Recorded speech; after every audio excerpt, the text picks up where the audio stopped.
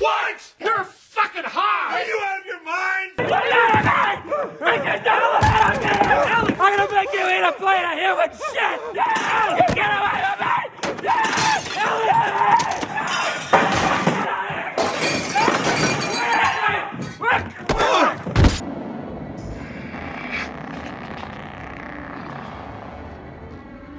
All right.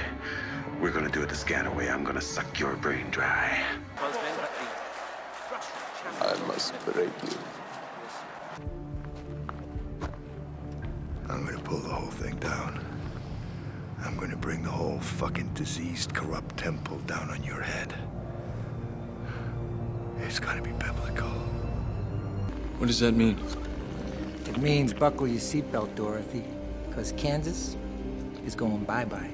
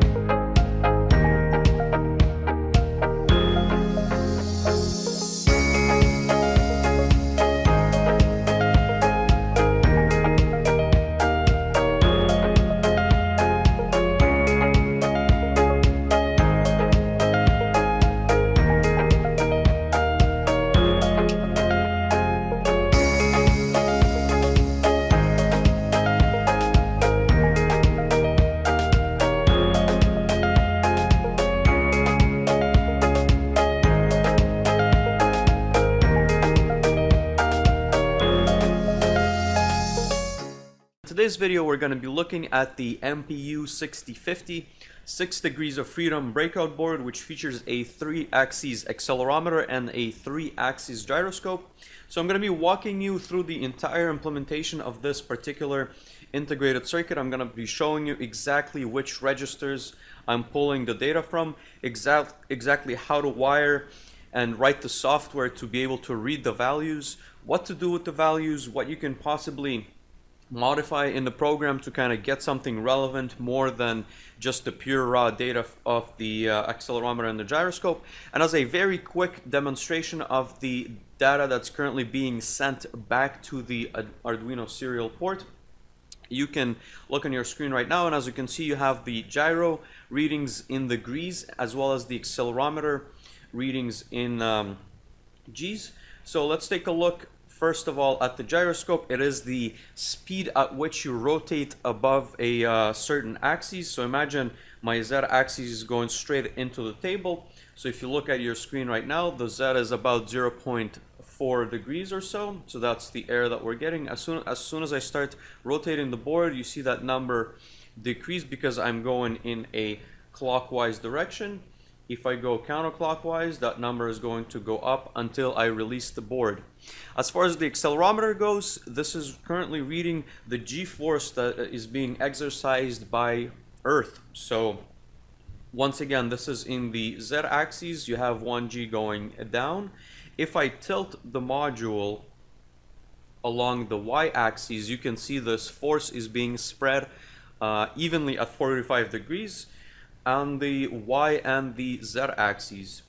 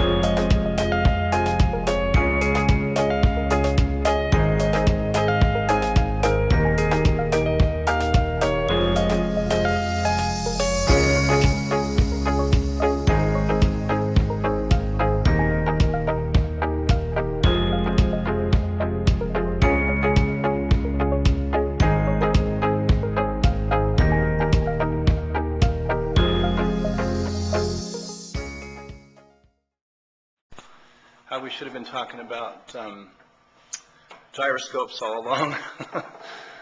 Well, the thing the accelerometer picks up that's causing the issue is gravity. And so you come up with an accelerometer that's giving you one bit of data, and you've sort of got two unknowns. You've got one, which way is the gravity vector pointing, and two, which way is this thing accelerating. Now fundamentally we can make some assumptions that when you're starting out at thrust, this thing isn't moving. And then you can say, okay, gravity's down. We measure a little bit of acceleration incrementally. All right, we know we moved this way a little bit, so we can assume that gravity's pointing down this way. Now we go a little bit farther. All right, we know we moved it a little bit farther. Gravity's now this way. But you've got a little bit of tolerance on each of those measurements, and so as you go along, your gravity vector is getting less and less accurate over time, and so your readings are getting less and less accurate. What the gyro does is it just looks at angular rate. So sitting here, you're getting a 0. As soon as you move, you don't have to worry about the gravity vector. All you see is that you've changed an angle, and that gives you a lot more accuracy. Another problem with the accelerometer is that if it's positioned here, and we make a motion, we know the distance between the accelerometer and the pivot point approximately. And so we can tell how far our angle went. If we are doing something where the device is positioned like this and we're thrusting, now the distance is changing, and our angular measurement is becoming much more complicated. We have to know how far we thrust as well as how much force has been applied. Where with the gyro, it doesn't really matter where the gyro is in the device. Tilt is tilt, and it gives us a result. So it starts out with information that, I mean, the accelerometer starts out with information that we don't end up using except as a starting point to start calculating from. Yeah, it's something we just need to subtract out fundamentally. Right. And it creates inaccuracies over the long run.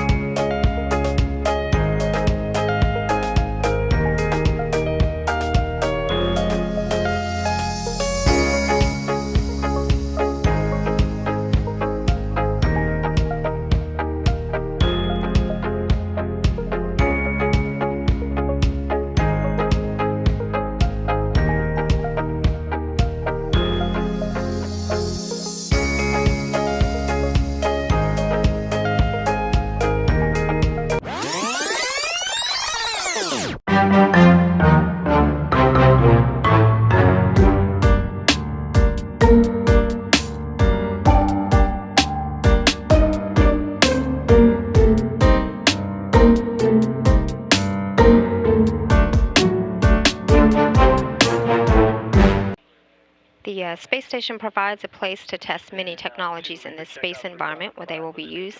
Lori Meggs with the station's Payload Operations Integration Center at the Marshall Space Flight Center in Huntsville spoke with Chris Provencher, a project manager with Ames Research Center. He described how his team on the ground controls the flight of robotic satellites on the station using a smartphone, similar to the ones many of us use every day. So I'm researching smart spheres, which is a robotic free flyer on ISS. So the spheres are free-flying satellites on ISS, and they use CO2 propulsion to move around, and they can navigate, but they're satellites. What kind of controller are we talking about? So the controller is actually a Google Nexus S smartphone. So by connecting that smartphone to the satellite, we can use the Wi-Fi on the phone to communicate with the satellite via the LAN that's on board ISS. We can use the processors that are on the phone to control where the satellite goes and what it does.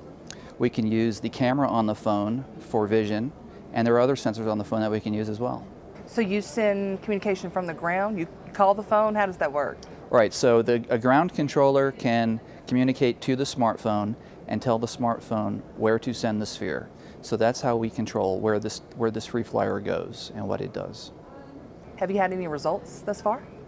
Yes, so in December of 2012, we did do a demonstration where a ground controller in the Mission Control Center in Houston controlled the smart spheres to perform a mobile camera task. So he was able to uplink commands to the smart spheres to tell it where to go and where to take imagery.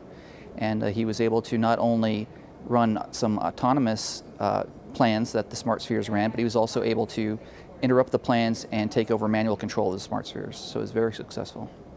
What did we learn from that? Well, we learned that we can control a robotic free flyer from the ground under the supervision of a ground controller.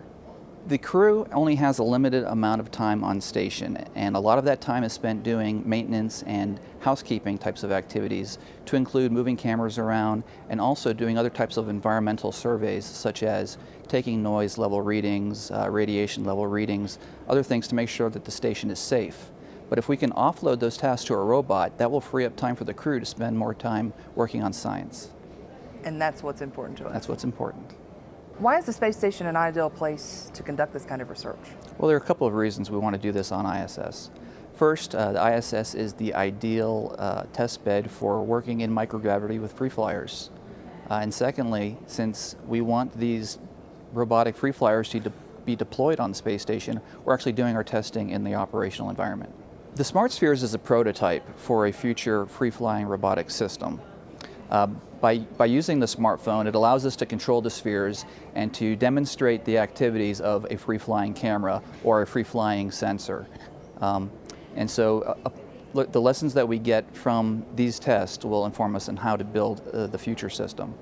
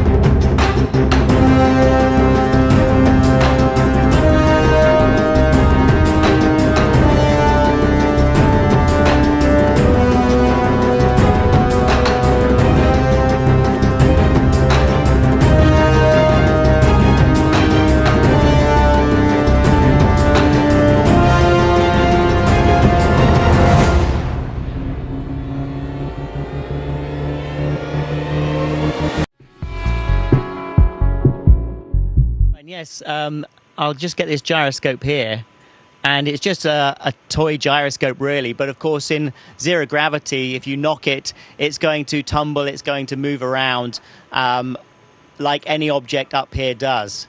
However, if I get this spinning, just give me a second.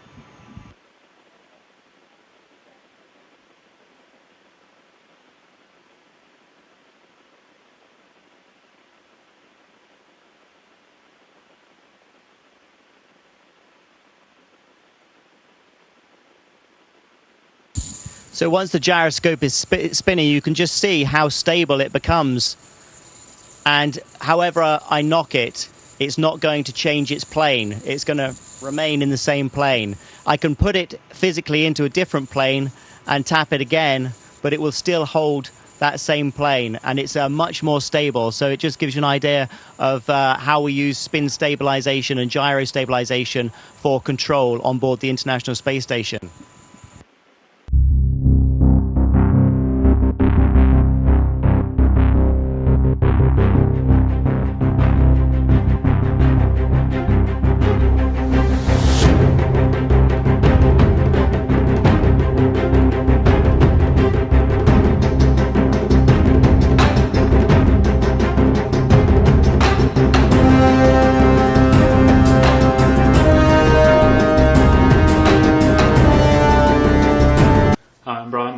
and this is Balls Out Physics, Episode 2, The Gravitational Constant.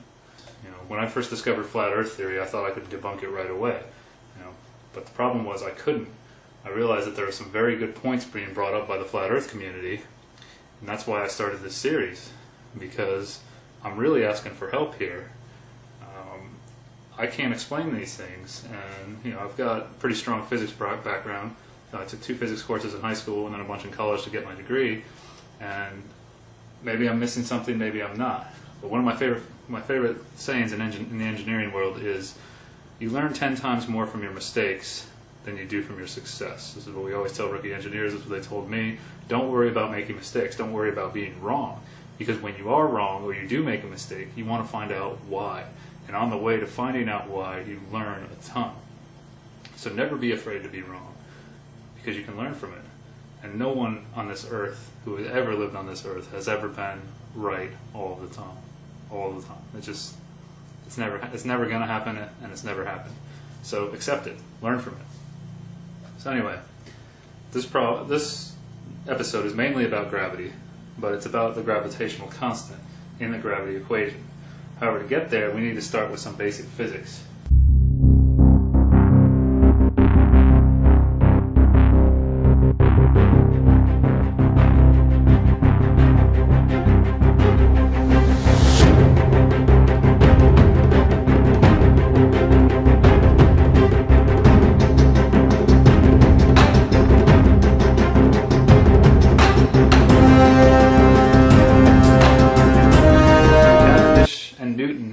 Both Freemasons. It's a very big club, and back then the average person couldn't even write their own name.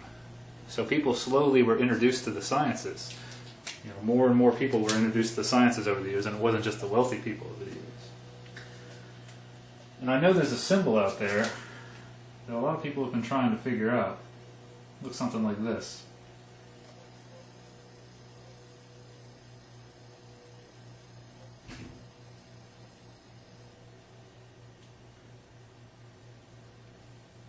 You ever seen one of these before?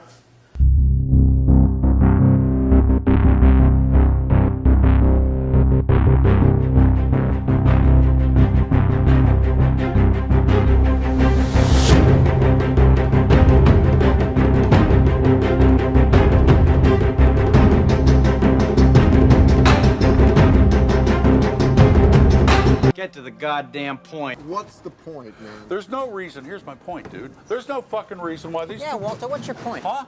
Walter, what is the point?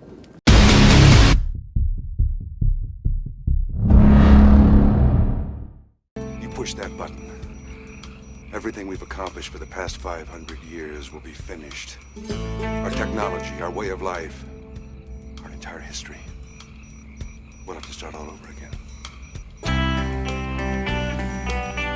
For God's sakes, don't do it, Snake! My name's Pliskin.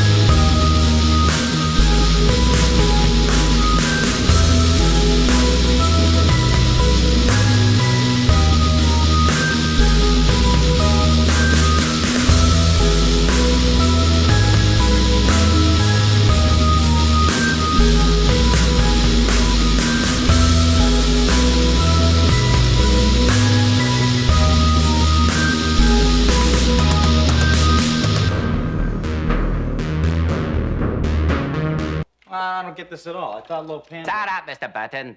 You are not brought upon this world to get it.